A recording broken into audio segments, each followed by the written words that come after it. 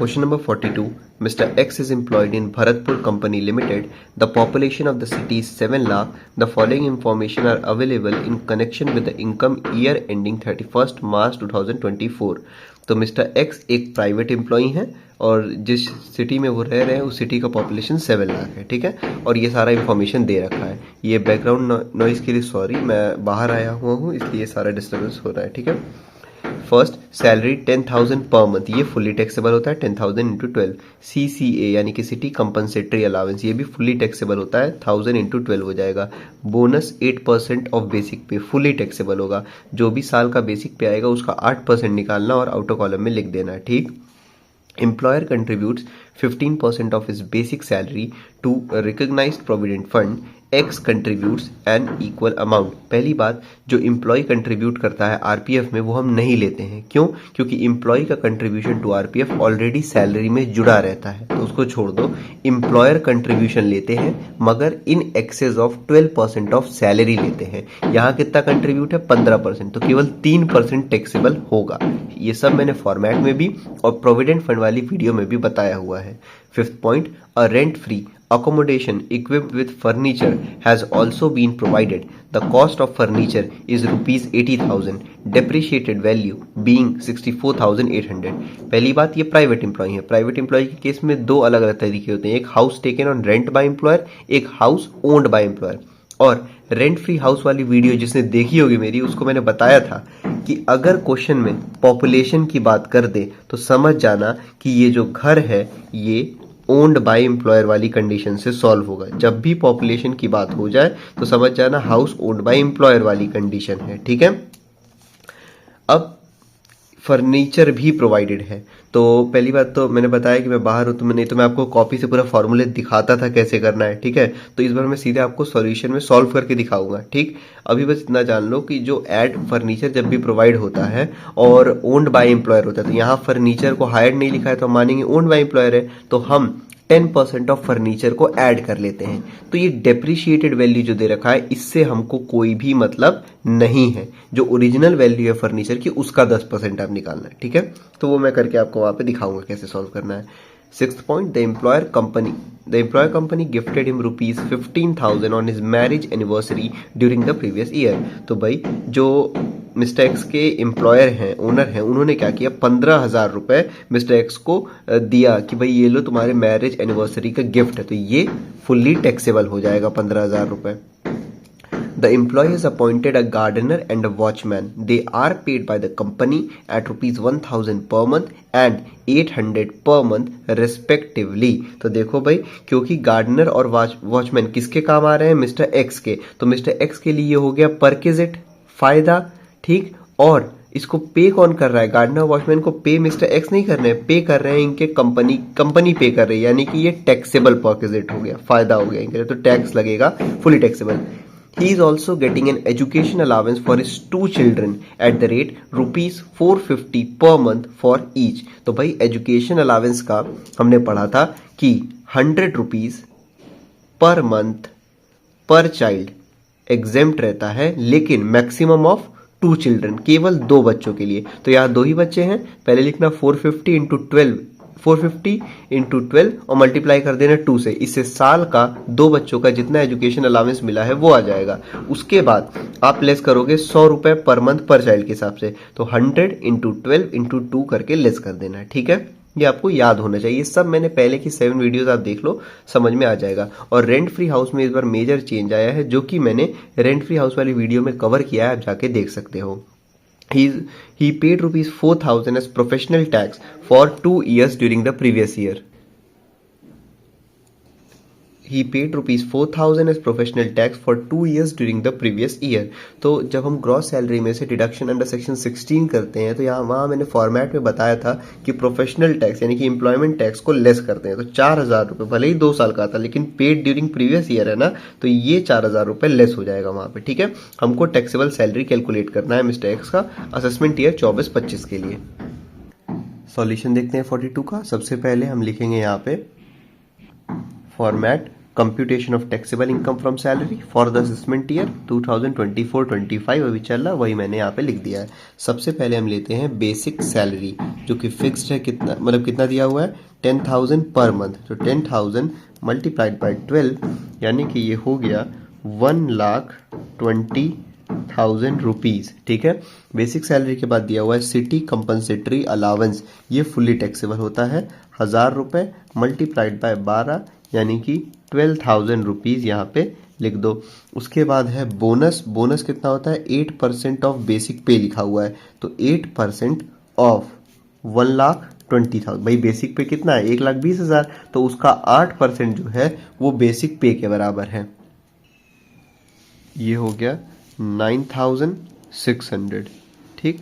Bonus के बाद यहाँ पे दे रखा है कि employer contribution and employee contribution to RPF. देखो भाई एम्प्लॉय का जो खुद का कंट्रीब्यूशन रहता है आरपीएफ में, रिकॉग्नाइज्ड प्रोविडेंट फंड में, वो नहीं लेते हैं क्योंकि एम्प्लॉय का कंट्रीब्यूशन ऑलरेडी बेसिक सैलरी में जुड़ा रहता है। लेकिन एम्प्लॉयर कंट्रीब्यूशन लेते हैं, जो कि हमने फॉर्मेट में भी सीखा था और प्रोविडेंट फंड वाली वीडियो में भी कि कितना लेते हैं। तो employers contribution to RPF in excess of 12% of salary लेते हैं। कहने का मतलब 12% ऑफ सैलरी तक एग्जेम्प्ट रहता है।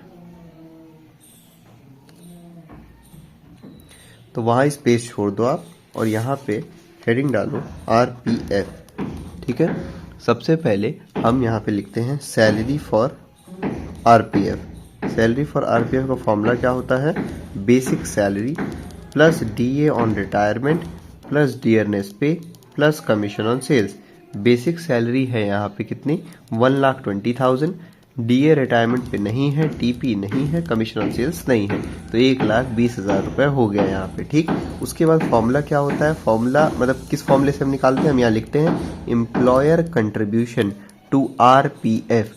तो कितना कंट्रीब्यूट किया एम्प्लॉयर ने 15%, तो 1,20,000 का आप 15% निकालो यहाँ पे, तो ये हो गया 1,20,000 रुपीज़ का 15%, ये हो गया 18,000। उसमें से आप यहाँ पे लेस कर दो, रूल कहता है कि 12% ऑफ सैलरी तक एग्जेम्प्ट रहता है, तो 12% ऑफ सैलरी निकाल दो, यानी कि 1,20,000 का 12% आप निकालो यहाँ पे। 12 ये हो गया आपका 12,144, तो 14,400 हो गया। ठीक है।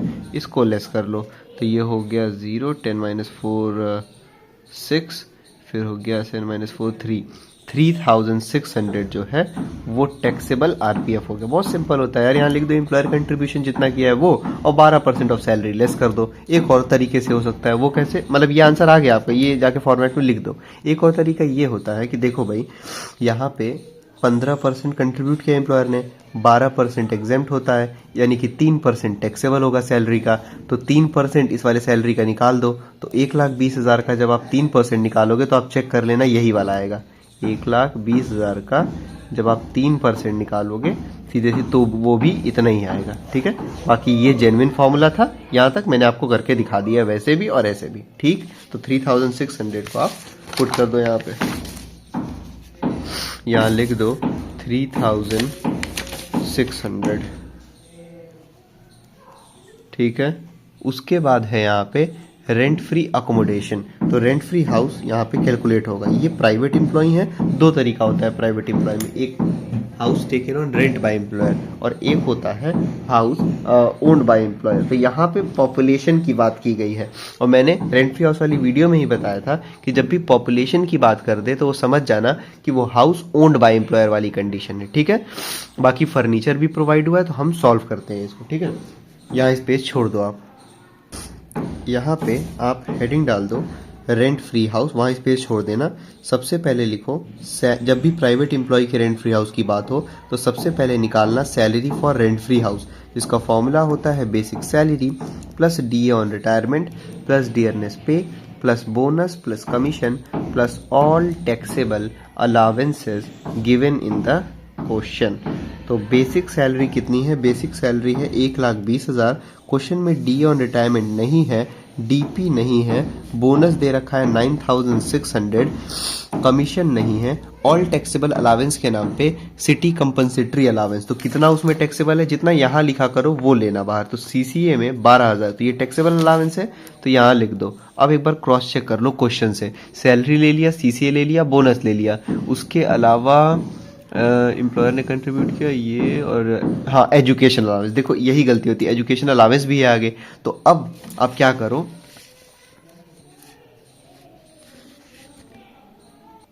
आपको यहाँ पे एजुकेशन अलावेंस भी चाहिए, तो उसका तो अमाउंट निकालना पड़ेगा। तो एक काम करो, पहले रेंट फ्री हाउस को यहाँ पे अभी गैप छोड़ दो, रेंट फ्री हाउस के बाद यहाँ पे बाकी सारे लिख लो। तो जैसे कि एम्प्लॉयर कंपनी गिफ्टेड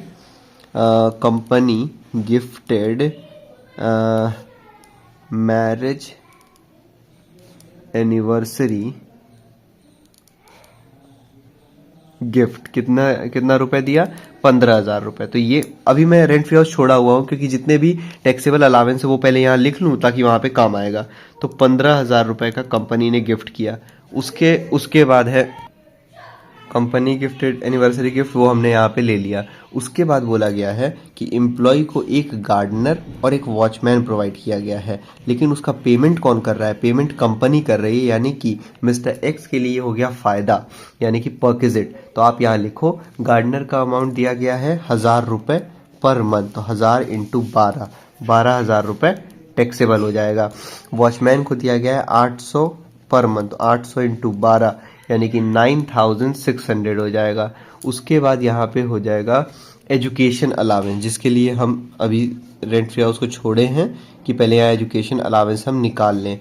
तो एजुकेशन अलावेंस देखो कैसे आएगा, 2 बच्चों को एजुकेशन अलावेंस मिला है इनके, और 450 पर मंथ। तो कैसे निकलेगा, लिखो यहाँ पे 450 इंटू 12, इससे एक बच्चे का 1 साल का एजुकेशन अलावेंस आ गया, उसको मल्टीप्लाई कर दो 2 से, ठीक। ये हो गया 10,800, अभी इनर कॉलम में लिखना। उसके बाद हमने पढ़ा था इसमें कि रूल कहता है कि 100 रुपए पर मंथ पर चाइल्ड, मैक्सिमम ऑफ, मतलब यहाँ कितने भी बच्चों को एजुकेशन अलाउंस मिला हो, मैक्सिमम ऑफ 2 चिल्ड्रन के लिए एग्जेम्प्ट रहेगा 100 रुपए। तो 100, यहाँ 2 ही बच्चे हैं, तो 100 इंटू 12 लिखो और मल्टीप्लाई कर दो 2 से। तो ये कितना हो गया, 12 इंटू 100 हो गया यहाँ पे 1200, और इंटू 2 कर दो, तो ये हो गया 2,400, ये एग्जेम्पशन वाला अमाउंट आ गया, ठीक है। अब यहाँ पे आप लिख लो इसको कि 008 माइनस 4 हो गया, 10 माइनस 2 8 हो गया, ये हो गया टैक्सेबल एजुकेशन अलाउंस। अब पता चला आपको कि मैंने रेंट फ्री हाउस को छोड़ के पहले यहाँ क्यों किया, क्योंकि एजुकेशन अलाउंस भले ही 10,800 मिला है, लेकिन एग्जेम्प्ट की मतलब टैक्सेबल कितना है उसमें से, टैक्सेबल है 8,400, तो टैक्सेबल अलाउंस के नाम पे केवल यही आएगा, ठीक। अब उसके बाद बस प्रोफेशनल टैक्स है, वो तो बाद में लेस करते हैं, अभी उसको छोड़ दो, ठीक। तो यहाँ पे एजुकेशन अलाउंस की जगह पे आप लिख लो कितना, 8,400। तो फिर से देख लो, बेसिक सैलरी हो गया, डीए रिटायरमेंट डीपी नहीं है, बोनस ले लिया हमने, कमीशन नहीं है, ऑल टैक्सेबल अलावेंस के नाम पे सिटी कंपनसेटरी अलावेंस है, और उसके अलावा है एजुकेशन अलावेंस जो कि हमने ये ले लिया, और कुछ नहीं है। इन सबको ऐड कर दो, ये आ गया 1,50,000।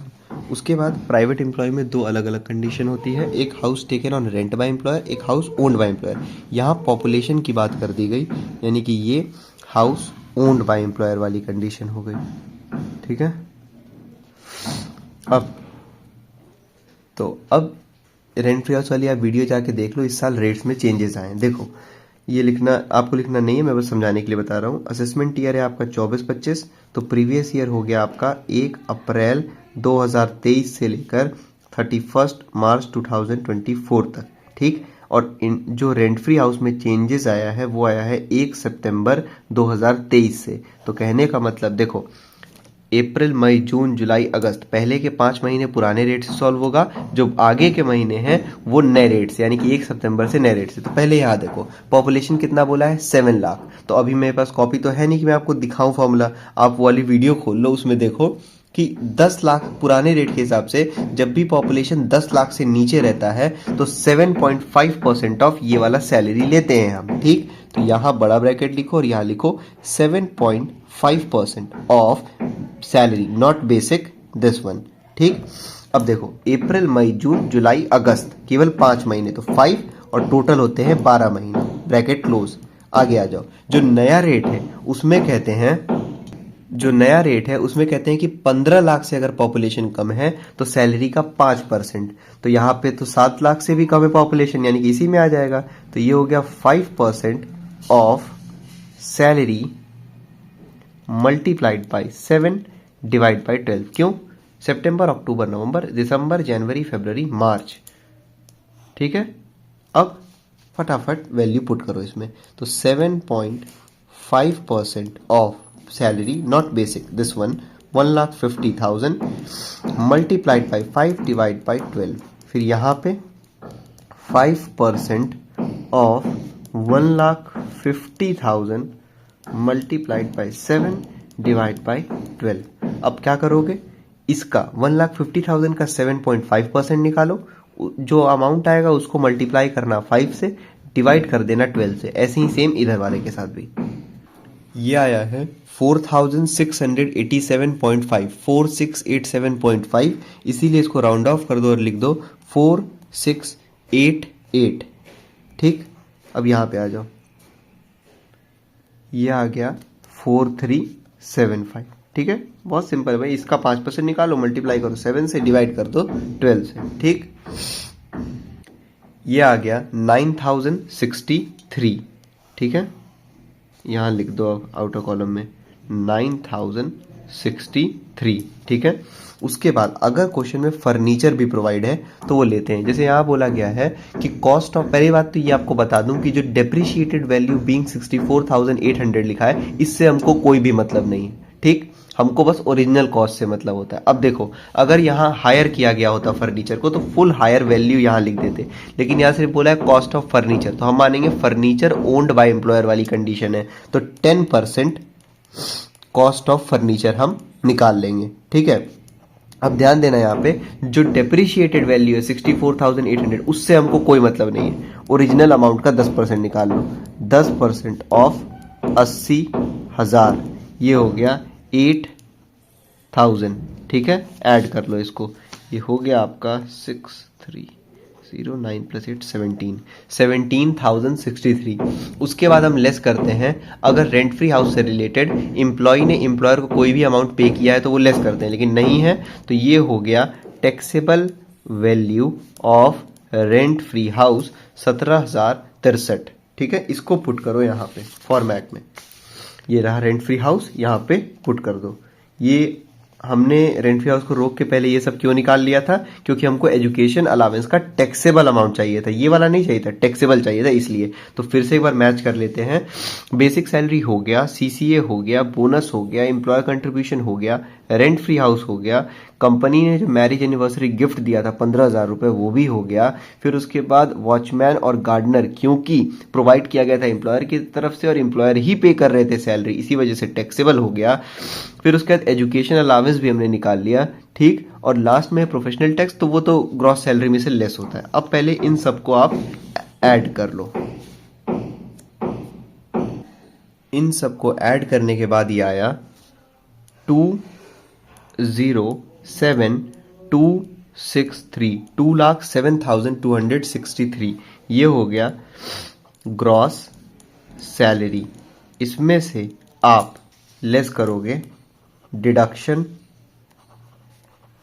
Under section 16। ये सब मैंने फॉर्मेट वाली यानी कि फर्स्ट वीडियो में ही बताया है। सबसे पहले क्या होता है, स्टैंडर्ड डिडक्शन, ये अभी फिलहाल फिक्स्ड है, कितना, 50,000। उसके बाद अगर ये गवर्नमेंट एम्प्लॉय होते तब एंटरटेनमेंट अलाउंस लेते यहाँ पे, लेकिन वो भी नहीं है। ठीक है, तो लास्ट में प्रोफेशनल टैक्स, वो हर एम्प्लॉय के लिए अगर पे किया है तो लेस होता है, और ये भले ही 2 साल का है लेकिन पे तो इसी प्रीवियस ईयर में किया गया है ना, तो यहाँ पे लिख लो 50,000 + 54,000, ये हो गया 54,000 रुपीज़। इसको आप लेस कर लो 2,07,263 में से, तो ये हो गया 153,263। ठीक है, इसको लिख दूं फिर से, यहाँ पे थोड़ा गंदा हो गया था, 153,263, 1,53,263। Taxable income from salary 1,53,263। ठीक है, इसका स्क्रीनशॉट लेना है तो ले लो। ये हो गया तुम्हारा गार्डनर तक, फिर उसके बाद ये हो गया वॉचमैन से लेकर यहाँ टैक्सेबल सैलरी तक। ये रहा आपका रेंट फ्री हाउस, पहले सैलरी निकाला, फिर ये फॉर्मूला हमने लगाया, ये आ गया रेंट फ्री हाउस का वैल्यू। बाकी आरपीएफ ये रहा हमारा 3600, ठीक।